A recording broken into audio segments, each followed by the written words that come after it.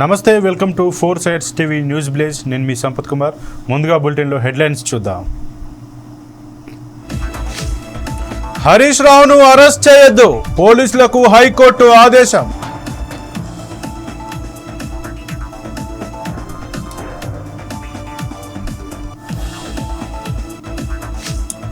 సంధ్యా థియేటర్లో తొక్కిసలాట, ఓ మహిళ మృతి, ఆమె బాలుడికి తీవ్ర గాయాలు.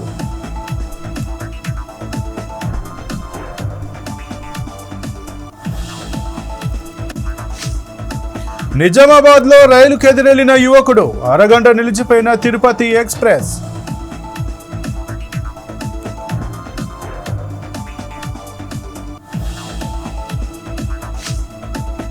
ఏపీలో కొనసాగుతున్న ఎమ్మెల్సీ ఉప ఎన్నిక, మొత్తం 116 పోలింగ్ కేంద్రాల్లో పోలింగ్.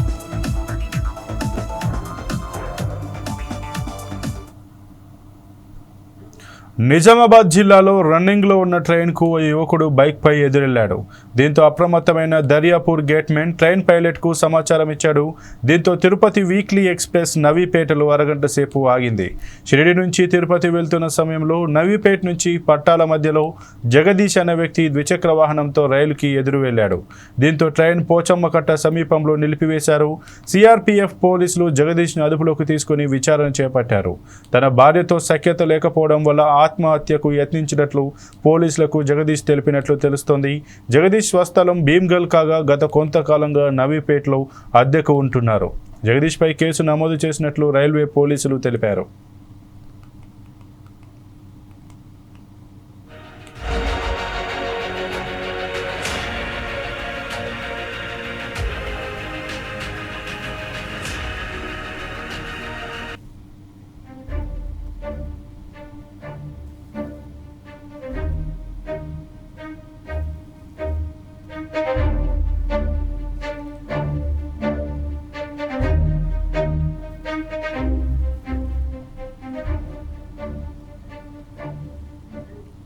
ఇక ఈ విషయంపై మరింత సమాచారం మా ప్రతినిధి శ్రీనివాస్ అందిస్తారు. శ్రీనివాస్, చెప్పండి, అసలు ఆ వ్యక్తి ట్రైన్కి ఎందుకు ఎదురెళ్లాడు? అక్కడ ఇప్పుడు ప్రస్తుతం పరిస్థితి ఎలా ఉంది? అతనిపైన పోలీసులు ఏ సెక్షన్ల కింద కేసు నమోదు చేసే అవకాశం ఉంది? సంపత్, నిజామాబాద్ జిల్లాలో ఒక సంఘటన మొత్తం ఏం జరిగింది ఈ విషయం పైన మొత్తం చర్చనీయాంశంగా మారినటువంటి పరిస్థితి ఉంది. నిజామాబాద్ లోని నవీపేట మండలం కేంద్రంలో ఒక వ్యక్తి అయితే బైక్ పైన, 2 వీలర్ బైక్ పైన గేట్ వేసినటువంటి పరిస్థితి ఉంటుంది. ఎప్పుడైనా రైలుకు రాకపోకలకు ఇబ్బంది కలగకుండా అయితే ద్విచక్ర వాహనాలకు వెళ్లకుండా కూడా గేట్ వేస్తారు. ఆ గేట్ ని కూడా సైడ్ లో నుంచి లోపలికి వెళ్ళిపోయి రైలుకు వస్తున్న ఆ సిచ్యువేషన్ ని గమనించినటువంటి ఆ వ్యక్తి ఆ రైలుకి ఎదురెళ్ళినటువంటి పరిస్థితి ఉంది. ఎదురెళ్ళగానే ఏం జరుగుతుందని అందరు చూసే వాళ్ళు కూడా వీడియోలు తీస్తూ కూడా టెన్షన్ పడినటువంటి వాతావరణం అక్కడ చోటు చేసుకుంది. అయితే అది గమనించిన దర్యాపూర్ గేట్ గేట్ మెన్ ఎవరైతే ఉంటారో ఆయన సంబంధించినటువంటి పైలట్ దాన్ని రైలు నడిపే అతనికి అయితే సమాచారం ఇవ్వడంతో కూడా అక్కడ దూరంగానే ట్రైన్ అయితే ఆపివేసినటువంటి పరిస్థితి ఉంది. ట్రైన్ గమనించినటువంటి కొందరు స్థానికులు అక్కడ వచ్చి ఆయన బైక్ ని కూడా పక్కకు తీసుకొచ్చి ఆయనని కూడా అక్కడ నుంచి పక్కకు తీసుకొచ్చినటువంటి పరిస్థితి. ఏం జరిగింది, ఎందుకు ఇలా చేశాడని కూడా పోలీసులు అందరూ కూడా ఆయనను తీసుకొని విచారించినటువంటి పరిస్థితి ఉంది. అయితే ఆయన పర్సనల్ గా అయితే తన కుటుంబ సమస్యలు ఉన్నాయని చెప్పాడు. తన భార్యతో చాలా రోజులుగా సఖ్యత లేదు, ఆ గొడవల కారణంగానే ఆయన ఇలా చేశాడని కూడా పోలీసులు తెలిపినటువంటి పరిస్థితి ఉంది. అయితే ఏదైతే జగదీష్ ఈ ఘటనకు పాల్పడ్డాడో, ఈ జగదీష్ నిజామాబాద్ జిల్లాలోని భీమ్గల్ పట్టణంలో అయితే స్వస్థలమైనది. ఇక్కడ నిజామాబాద్ జిల్లా నవీపేటలో కొన్ని రోజులుగా అయితే ఇక్కడ అద్దెకు ఉంటున్నటువంటి పరిస్థితి ఉంది. అయితే ఆ ట్రైన్ అది తిరుపతికి వెళ్తున్నటువంటి ట్రైన్ అది.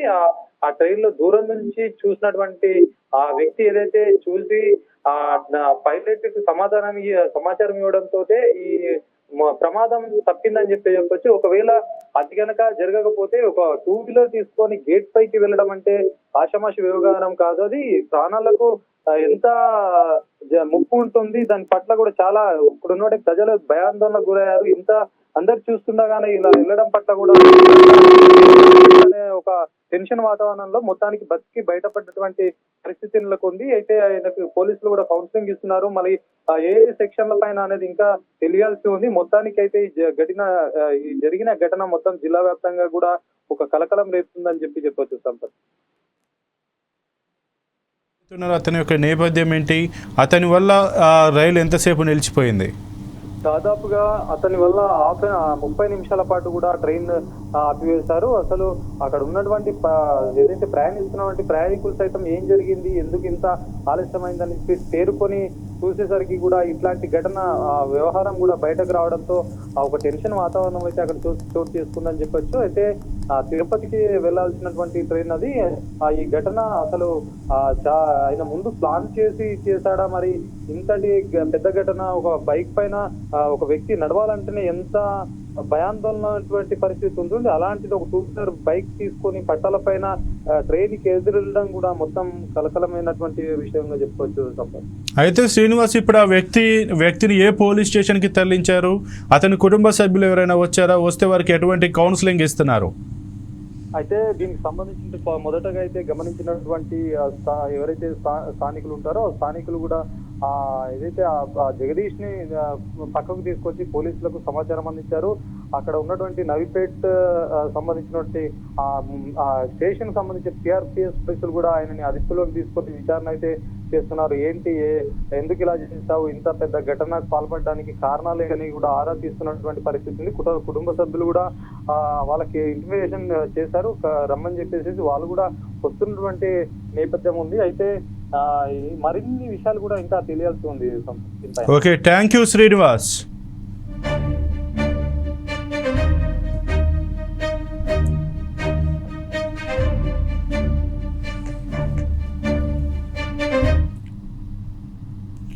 ఆర్టీసీ క్రాస్ రోడ్లోని సంధ్యా థియేటర్లో పుష్ప 2 చిత్రం ప్రీమియర్ షో నేపథ్యంలో అపశృతి చోటు చేసుకుంది.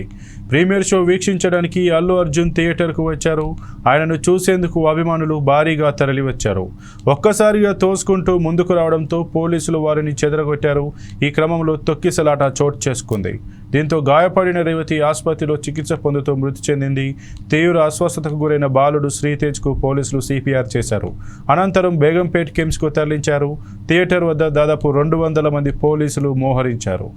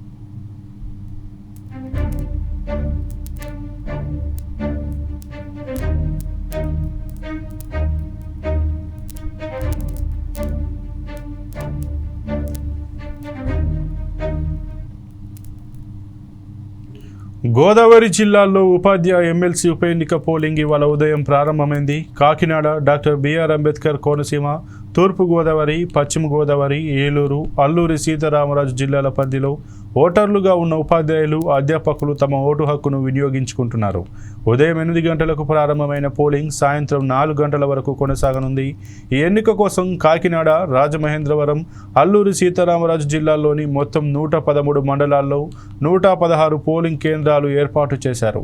మండలానికి 1 చొప్పున రెవెన్యూ, మున్సిపల్, పంచాయతీరాజ్ శాఖ భవనాల్లో కేంద్రాలు పెట్టారు. కాకినాడ, రాజమహేంద్రవరం, అల్లూరి సీతారామరాజు జిల్లా వై రామవరం మండలంలో అదనంగా మరొకటి ఏర్పాటు చేశారు. ఉప ఎన్నికలో 5 అభ్యర్థులు పోటీలో ఉన్నారు. బ్యాలెట్ విధానంలో ఎన్నికలు జరుగుతున్నాయి.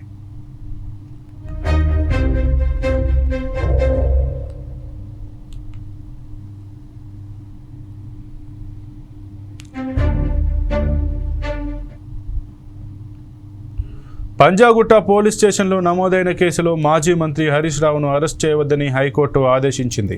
అరెస్టు మినహా తదుపరి దర్యాప్తు చేపట్టవచ్చని స్పష్టం చేసింది. దర్యాప్తులకు సహకరించాలని హరీష్ రావుకు సూచించింది. హరీష్పై ఫిర్యాదు చేసిన కాంగ్రెస్ నేత చక్రధర్ గౌడ్కు నోటీసులు జారీ చేసింది. విచారణను 2 వారాలు వాయిదా వేసింది. కాంగ్రెస్ ప్రభుత్వ వైఫల్యాలను ఎండగడుతున్న హరీష్ రావును అక్రమ కేసుల్లో ఇరికించేందుకు ప్రయత్నాలు జరుగుతున్నాయని, ఇందులో భాగంగా ఫోన్ ట్యాపింగ్ చేశారంటూ సిద్దిపేట కాంగ్రెస్ ఇన్ఛార్జి చక్రధర్ గౌడ్ ఫిర్యాదు మేరకు పంజాగుట్ట పోలీస్ స్టేషన్లో హరీష్ రావుపై కేసు నమోదైంది. ఈ నేపథ్యంలో ఎఫ్ఐఆర్ను క్వాష్ చేయాలంటూ హైకోర్టులో హరీష్ రావు పిటిషన్ను దాఖలు చేశారు. పంజాగుట్ట పిఎస్లో తనపై తప్పుడు కేసు నమోదు చేశారని అందులో పేర్కొన్నారు. రాజకీయ దురుద్దేశంతో ఇచ్చిన ఫిర్యాదు ఆధారంగా కేసు నమోదు చేశారని ఆయన తెలిపారు. నా ప్రతిష్టను దెబ్బతీసేందుకే తప్పుడు కేసులు నమోదు చేస్తున్నారని పేర్కొన్నారు. ఎఫ్ఐఆర్పై ముందుకు వెళ్లకుండా స్టే ఇవ్వాలని కోర్టును కోరారు. ఈ నేపథ్యంలో హరీష్ రావును అరెస్ట్ చేయవద్దని పోలీసులకు హైకోర్టు స్పష్టం చేసింది.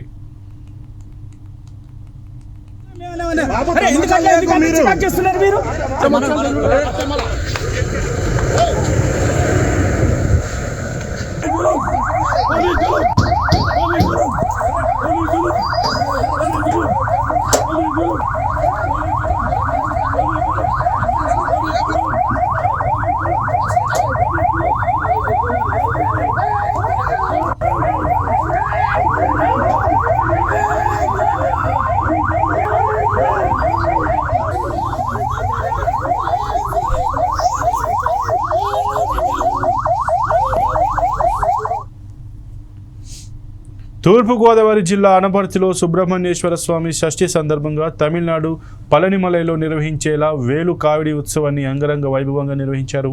ఈ మహోత్సవంలో స్వామివారిని అష్టలక్ష్మి సమేత వాహనంపై పురవీధుల్లో ఊరేగించారు. ఈ కార్యక్రమంలో భక్తులు అధిక సంఖ్యలో పాల్గొన్నారు. ఈ వేడుక కన్నుల పండుగగా జరిగింది.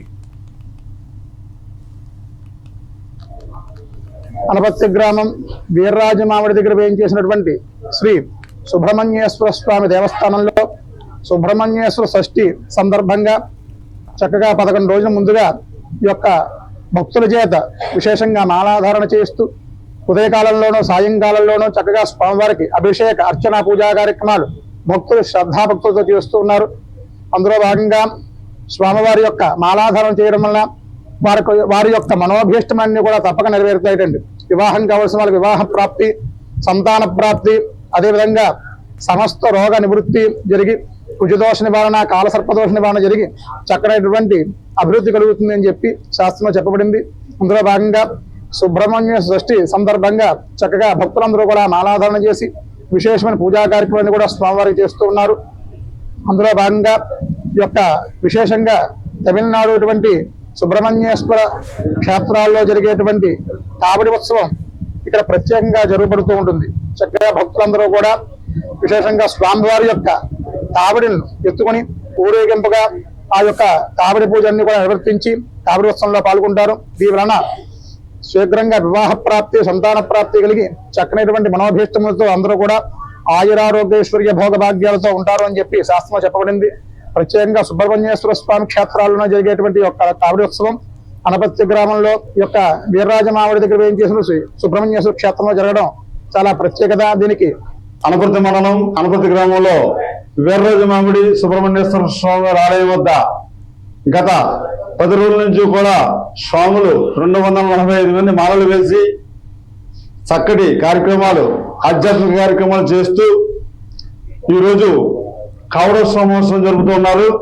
ఈ కావడోత్సవం ప్రత్యేకత స్వామివారు అనపర్తి గ్రామ పురవీధులన్నింటిలో కూడా ఊరేగింపు జరిపించి ప్రత్యేక వాహనంలో మరి దేవీలు సైతంగా ఈ కావడోత్సవం 240 మంది స్వాములు, అలాగే పోలాటం వారు, అలాగే వివిధ ఆధ్యాత్మిక బృందాల వారు ఈ కార్యక్రమాన్ని ఊరంతా కూడా చక్కగా ఊరేగింపు చేస్తూ ఉంటారు. ఇక్కడ స్వామికి ప్రత్యేకించి అద్భుతమైన శక్తి ఉందని ప్రజలంతా నమ్ముతూ వారి యొక్క బాధలు ఎన్నో తీరినేని మాతో చెప్పడం, అలాగే వారి యొక్క ఆశలు, కోరికలు తీరినేని చెప్పడం జరుగుతుంది. అందులో కోర్టులో ఉండేటువంటి సమస్యలు కావచ్చు, ఆర్థిక ఇబ్బందులు కావచ్చు, అలాగే సంతాన లేమి కావచ్చు, అలాగే వివాహం కాకపోవడం కావచ్చు, అలాగే మరెన్నో సమస్యలైనటువంటి అన్నింటికి కూడా ఇక్కడ పరిష్కారం జరుగుతుందని భక్తులు కోకొల్లోలుగా ఈ కార్యక్రమంలో పాల్గొంటాం. అనపర్తి గ్రామం వీర్రాజమామిడి దగ్గర వేయించేసినటువంటి శ్రీ సుబ్రహ్మణ్యేశ్వర స్వామి దేవస్థానంలో సుబ్రహ్మణ్యేశ్వర షష్ఠి ఖమ్మం జిల్లా మదిరలో మాజీ జెడ్పీ చైర్మన్ లింగాల కమల్రాజు అరెస్ట్ అయ్యారు. ఎర్రుపాలెంలో ఆయనను పోలీసులు అదుపులోకి తీసుకున్నారు. గురుకుల పాఠశాలలో మౌలిక వస్తువులు పరిశీలించేందుకు వెళ్లిన క్రమంలో ఈ ఘటన జరిగింది.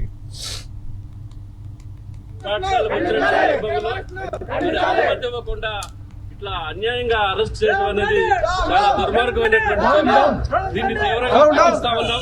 నిజంగా పాఠశాలల పట్ల మీరు అక్రమంగా వ్యవహరిస్తే ఇటువంటి అక్రమ అరెస్టులు చేయాల్సిన అవసరం లేదు. మీరు లోపభూయిష్టంగా మీరు మరి ఈ పాఠశాలను నిర్లక్ష్యం చేస్తున్నారని చెప్పడానికి ఇది ఒకటే నిదర్శనం అని చెప్పేసి వాళ్ళు వైఖరి మార్చుకోవాలని కూడా డిమాండ్ చేస్తా ఉన్నాం.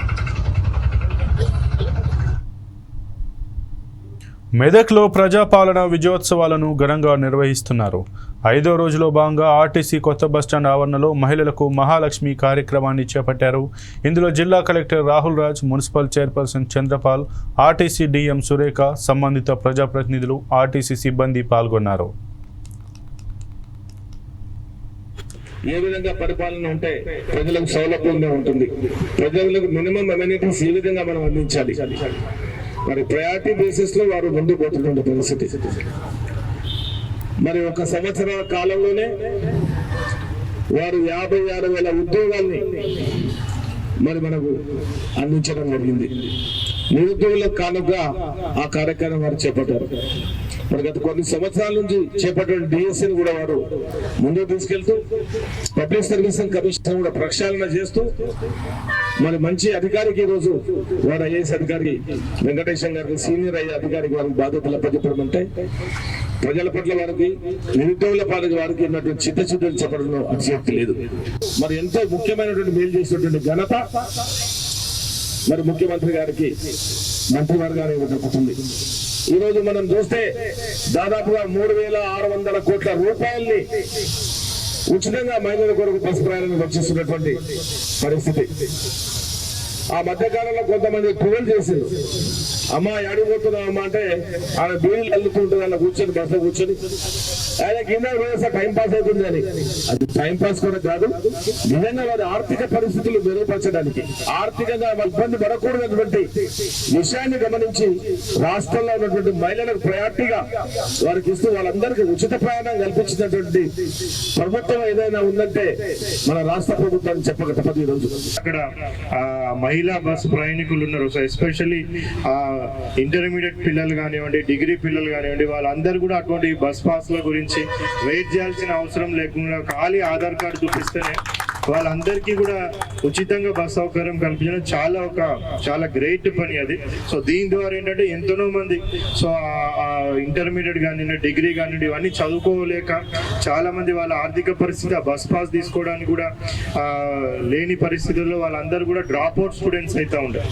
సో అవన్నీ కూడా తప్పిపోయి వాళ్ళందరూ కూడా ఇప్పుడు నేను మన జిల్లాలోనే చాలా లాస్ట్ ఇయర్ కంపేర్ చేసి చూస్తే కూడా చాలా మట్టుకు కూడా మనది సో ఏదైతే మనకి ఎన్రోల్మెంట్ అయితే ఉందో ఇంటర్మీడియట్ కాలేజ్లలో కానివ్వండి, డిగ్రీ కాలేజ్లో కానీ మహిళలది లాస్ట్ టైం తో పోల్చుకుంటే బాగా పెరగడం జరిగింది. ప్రభుత్వ ఉద్యోగులకు ఇచ్చే వేతనాలను సరితూగే విధంగా వాళ్ళకి వేతనాలు ఇవ్వాలని చెప్పి కూడా కోరుతున్నాం. అదేవిధంగా రాష్ట్రంలో ఏదైనా ఒక డిపార్ట్మెంట్ ఉంది, పనికి తగ్గ వేతనం ఇస్తుంది అని అంటే లేదు, శ్రమ దోపిడీ చేసి వేతనాలు ఇస్తున్నారంటే అది ఆర్టీసీ. వాళ్ళ శ్రమ ఎక్కువ, వేతనం తక్కువ. పాపం ఇప్పటికి కూడా కొంతమంది రిటైర్డ్ ఎంప్లాయీస్ బాధపడుతుంటారు, 2,000 పింఛన్ వస్తుంది. ఇంత ఘోరంగా కార్పొరేషన్లో ఉండొద్దు. ఆర్టీసీలో రిటైర్డ్ అయిన వాళ్ళు రిటైర్డ్ అయిన తర్వాత ఆ ఉద్యోగంలో ఇన్ని సంవత్సరాలు పనిచేసినాం, దాని పేరు మీద మా చివరి దాకా కూడా హాయిగా బతుకుతున్నాం అనే విధంగా వాళ్ళకు పెన్షన్ విధానం ఉండాలి తప్ప 2,000 ఉద్యోగం అయిపోయిన తర్వాత కొడుకు ముఖ్యమంత్రి వర్యులు ఏ విధంగా పరిపాలన ఉంటే ప్రజలకు సౌలభ్యంగా ఉంటుంది, ప్రజలకు మినిమం